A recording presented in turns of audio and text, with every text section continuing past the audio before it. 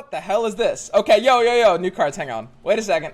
We got a scryer, mountain scryer, new keyword, invoke. Here we go. So, to start off today, we have pick a celestial card from among 3 to create in your hand. So we don't know what celestial means yet, but apparently it is a keyword that some cards have. So basically, it's sort of like discover if you're from Hearthstone. Then we've got Mountain Scryer. Your celestial cards cost 1 less. Allegiance, Invoke. Whoa! Alright, this is the hidden Targon Allegiance card that we've had the entire time. This is it. So we've long since been wondering what our Targon Allegiance is going to be. This card allows all the celestial cards to cost 1 less. And if it hits the Allegiance, it'll basically give you a choose 3 of 3 random celestial cards, and you can choose 1 to create in hand. That looks really good. This looks really quite strong. Like, just in terms of the discount, it's a draw 1, and there's going to be more celestial cards. Like, this discount, this 3 health stat line is so big, it's gonna be like, you're gonna want to kill this to stop the discount, but the 3 health is really nice. This card's great. Oh my god. Then we've got Spacey Sketcher. For some reason. Spacey Sketcher, discard a card to invoke a celestial card that costs 3 or less. So basically on turn 1 you can play this. It's a discard card, so I mean it does have a little bit of tie-in with something like, you know, P and Z if that's the direction you did want to go. And you have the ability to basically, I mean we still haven't seen the celestial cards at all, but because it's a limited range, because it only shows ones that cost 3 or less, this one's going to be pretty reliable, right? We haven't seen the celestial cards at all, so there's probably not going to be like a ton of them. There's probably going to be like 10 at the most. And when you limit that to ones that cost 3 or less, I'm guessing this will be searching from a pool of like 4 cards at the most, maybe 5. Reasonably speaking, I expect this card to be able to get you what celestial card you're looking for pretty reliably. Lunari Priestess, Nightfall, Invoke. Whoa! Alrighty then. So, wow. Is that it? Is that the card we were looking for? It's okay, it's not a great card. I don't love this card, but we were looking at Diana, and I think everyone was kind of on the same page that the idea of Diana, like Nightfall's a really awkward time. Their best bet is having just a couple more Targon Nightfall cards so they can skip the Shadow Isles side entirely. Because honestly, the Shadow Isles Nightfall side of things looks really poo-poo.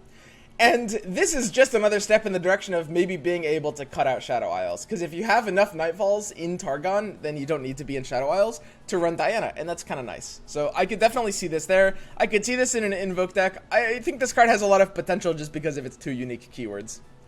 Then we've got Solari Priestess, which is kind of the same concept, the same Priestess concept. We have kind of like an inversion on the stat line here, which is very flavorful. It's very elegant, as it were.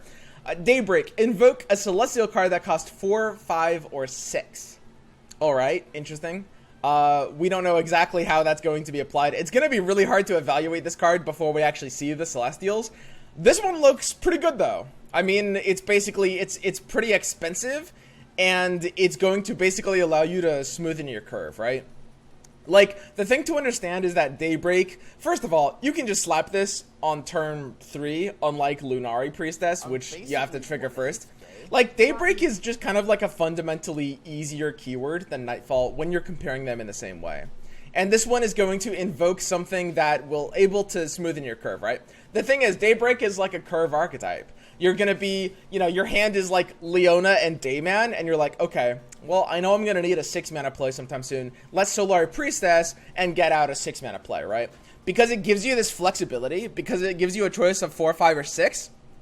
What it means is you're basically going to be able to look at your hands when you play this and give you a card that immediately helps your curve. That's really nice. This card looks a lot better than the Lunari one. Moon Dreamer, 5-mana 3/5, play Invoke. Wow, okay, play Invoke. So basically, this is only when it gets played and not when it gets summoned. Has nothing to do with like the night mechanic. I love this art. This is actually just kind of cool. For a 5-mana 3/5, I think that might be a little expensive for the ability to draw. This one looks a little like slower and potentially chunkier. I would say that this one you'd probably only be able to even think about running in something like the all-in Invoke deck. As far as we know, I think, how much Invoke synergy have we seen? I think we've seen one, just Mountain Scryer, right? That's the only reason to be in Invoke as a concept. There's a lot of things that trigger Invoke, but Scryer is the only semblance of payoff there. And then we've got Behold the Infinite. Behold the Infinite, a spell card that is very simply burst 2 mana, Invoke. Burst 2 mana, Invoke. I mean, you're paying 2 mana for an extra Invoke, which doesn't really seem worth it. I do like the art. It's kind of cool. Like, we get this close-up on an eye, and we see these, you know... I don't know if these are, like, line graphs. Somebody's looking at some kind of, like, stock chart. I think this is going to be...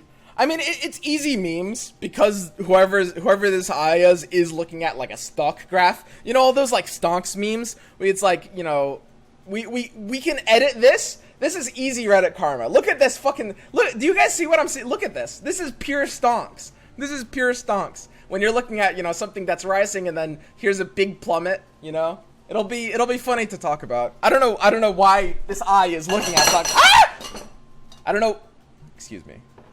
I knocked over a water bottle. I don't know why this eye is looking at fucking stonks, but I mean, all in good fun, right? Okay.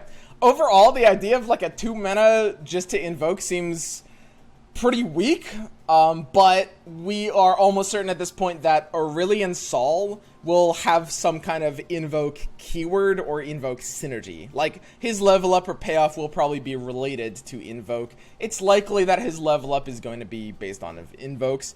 So when you see like stuff like Moondreamer or stuff like Behold the Infinite, it's likely that these cards won't make sense without Aurelian Sol, would be my guess.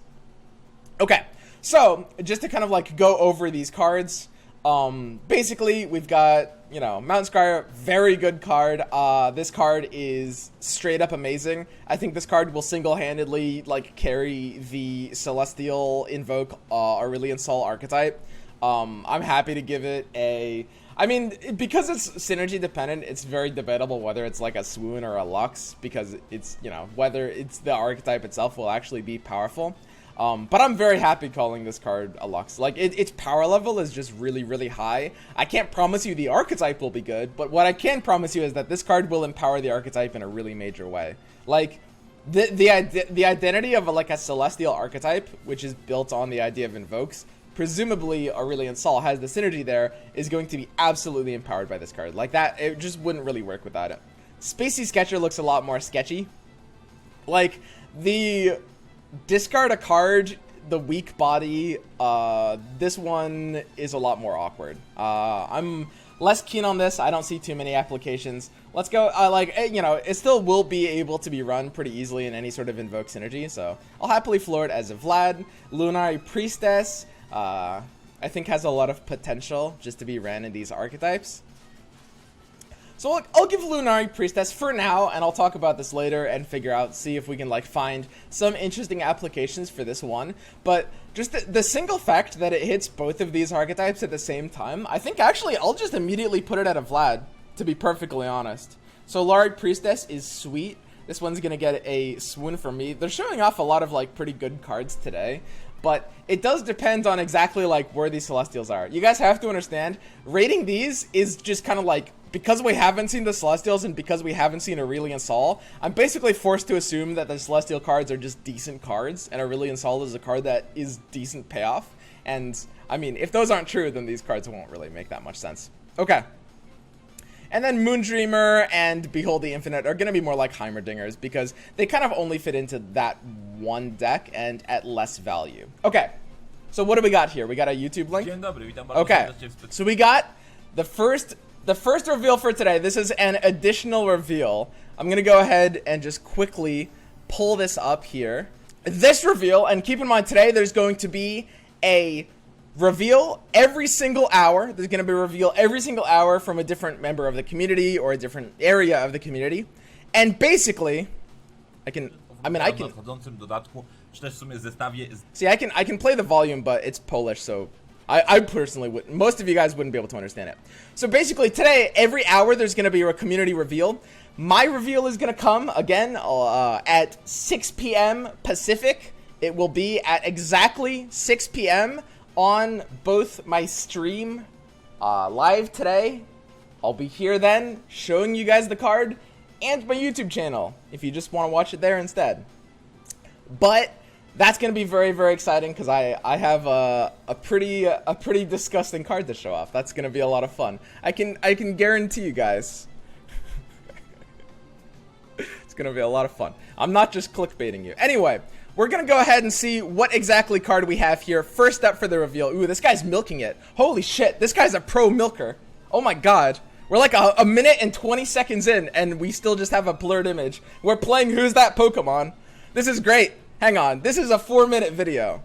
I thought I was a good milker. Holy shit! I need to learn from this guy. What is this?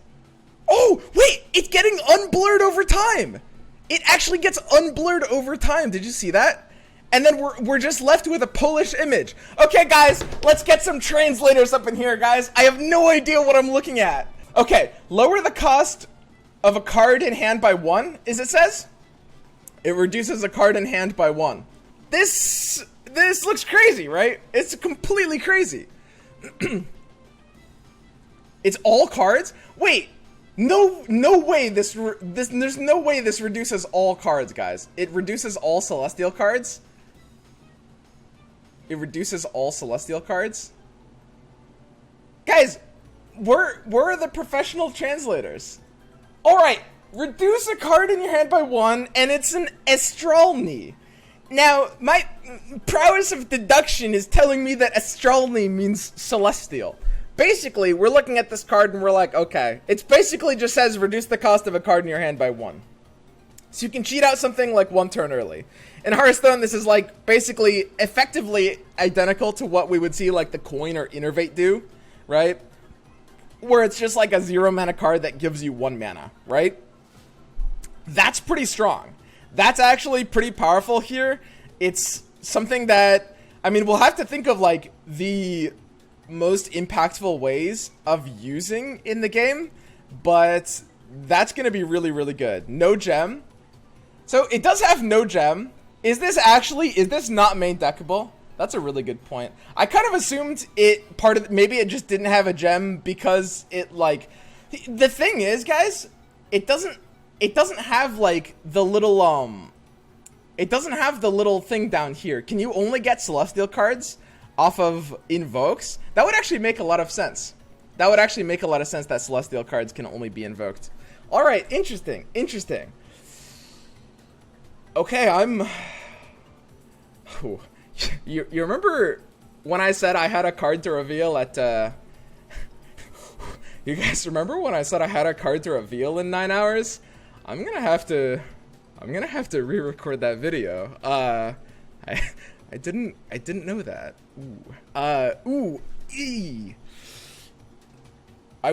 God, I really should have read that thing.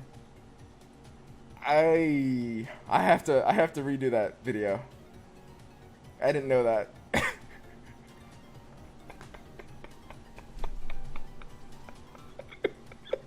Wait. Oh no. Okay. Wait. Let's redo. But anyway, it's gonna be impossible to evaluate these Celestial cards. Because you can't main deck them. You're not gonna be able to, it comes down to what you're getting them off of. That's pretty cool though. Basically, it's just sometimes you get a free coin. All right, guys. Time to go redo that video. What are we doing here? Yikes. Oh man, thank God I wasn't the first one to go today, huh? Jesus, that would have been bad. Okay, this is why I never do like my class presentations first. I always choose like a late slot whenever we're doing class presentations. All right, that changes actually completely everything. Wait, give me a second. I have to frantically message my YouTube editor. However, it would appear that I must have misunderstood something about how my card worked. Smiley face.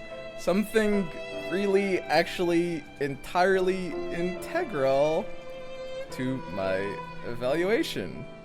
Smiley face. So I will have... I hope you didn't spend too much time editing it. Smiley face. Because I think we are gonna have to redo it. Fuck.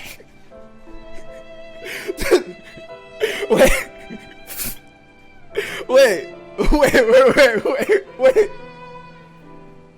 God damn it.